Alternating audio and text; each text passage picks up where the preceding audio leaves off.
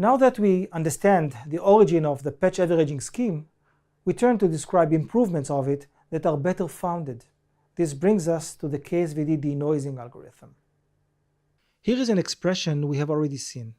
This is a map denoiser under a patch sparsity model, and we saw that it leads to a variation of the patch averaging scheme.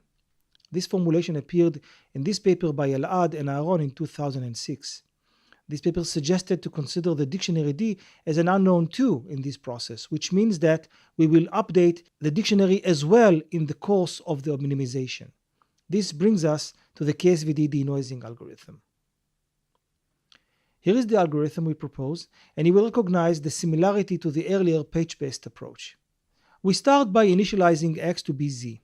We apply pursuit on each patch to find the representations, alphas. And now, instead of concluding by computing X, we update D to better represent the patches we operate on. If we repeat the last two steps several times, we are essentially applying a dictionary learning on the patches extracted from the image Z. We chose to use the KSVD algorithm, but of course we could have used the MOD just the same. Once D and the alphas have been stabilized, we apply the last step of updating X just as before as patch averaging. As already said, the highlighted part is a dictionary learning process ran on patches from Z. This algorithm is heavier than the previous ones since we apply pursuit on all the patches several times. This is the most demanding part of our calculations as the dictionary update stage is rather cheap. Still, in every one of these pursuit steps, all the patches are treated independently and thus this calculation can be parallelized. Over the years, various numerical shortcuts were proposed to this overall algorithm, but we will not dive into them here. Well, does it work? Let's describe the details of the experiment we are about to report. The initial dictionary D is set to be the redundant and separable DCT. A code to reproduce this dictionary is given here, and these are the atoms this dictionary is built of. The parameter mu is set empirically to be 0.5. Note that our dictionary is no longer unitary, and thus thresholding is no longer the ideal choice. We use the OMP, approximating for each patch the P0 epsilon problem and setting the error threshold to be 15% above the noise level, a level that was found empirically to perform slightly better. The dictionary learning stages are a complete replica of the KSVD, including the tricks of replacing unused or too similar atoms.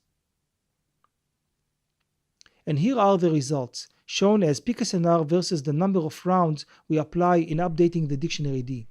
For patches of size 10 by 10 pixels and a dictionary with 256 atoms, we get 31.24 dB after 50 iterations, and this is roughly the best that can be obtained for this patch size. For patches of size 15 by 15, we increase the number of atoms to 625, and the results are slightly better. Observe that these results are about 0.7 dB better than the previous patch averaging scheme. Here are the results visually, and they look very good. Zooming in, we see a lovely recovery of the texture of the scarf and the fine details while seeing no trace of the noise. Let's talk about sparsity. Each patch gets a sparse representation alpha k, and in the training process, the cardinality of these representations should go down since the dictionary is better matched to sparsify our patches.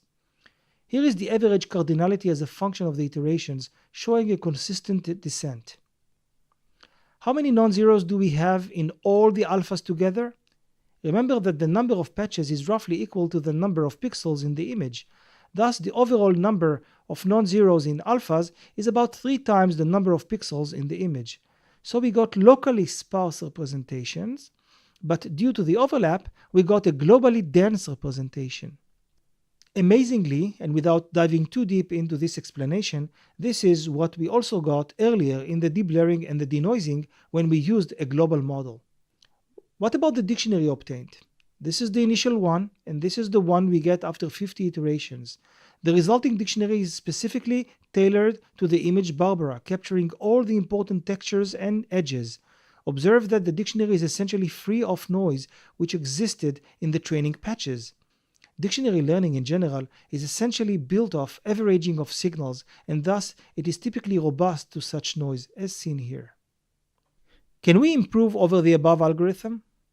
Here is an idea called EPLL. I remind you that in the currently presented method, X is computed only once at the end of the dictionary learning process. We mentioned earlier the rationale of continuing the iterative process with the updated X. The rationale is simple. We are not interested in imposing the model on the noisy image Z, but rather on the output image X hat. Or, put differently, when we apply the pursuit on patches from Z, we impose our patch model on them, but then comes the averaging stage and ruins this behavior. Indeed, patches in X hat are not expected to have a truly sparse representation with respect to D because of the averaging. So how should we fix this? The answer is continuing the iterations with the updated image. Why haven't we done it so far? Because once updated, it is much harder to say how much noise remains in each patch, and thus the epsilon to use becomes a challenge. The answer to this difficulty is the EPLL method that was proposed by Tzoran and Weiss. While their work focused on local modeling by GMM, a later work by Sulam in 2015 brought this idea to the algorithm we discuss here. With this change, which we will not explain, we see an improvement of 0.5 to 1 dB in the final result. And here are typical examples of this method. In this synthetic case, the effect is clearly seen. While the KSVD denoising result is not bad, you do see massive artifacts everywhere because the final image does not obey the model assumption. With the EPLL, this is much improved. We show here results that correspond to two patch models, the original EPLL that used a Gaussian mixture model and the SparseLand one. Here it is on a natural image, and the benefit is clearly seen in its smooth areas. We are discussing improvements of the KSVD denoising algorithm, so here is another such idea.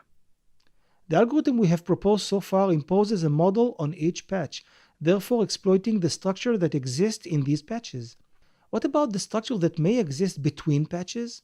A well-known property in images is self-similarity, the belief that every patch may find similar ones elsewhere in the image. How could we take this into account? If this is a patch we are about to process, all these are very similar to it and could help in filtering it. The same for these two examples. As it turns out, we can easily modify our algorithm to take these into account. For each patch, we should first find its neighbors and then perform the pursuit on all of them together, forcing them to decide on a common set of atoms. By the way, we have not described such joint pursuit algorithms in this course, but I'm sure you could imagine how this could be done. This idea was presented in a paper by Mairal in 2009 and later used effectively by Dong in 2013, in both cases leading to a 1 dB boost in the output quality.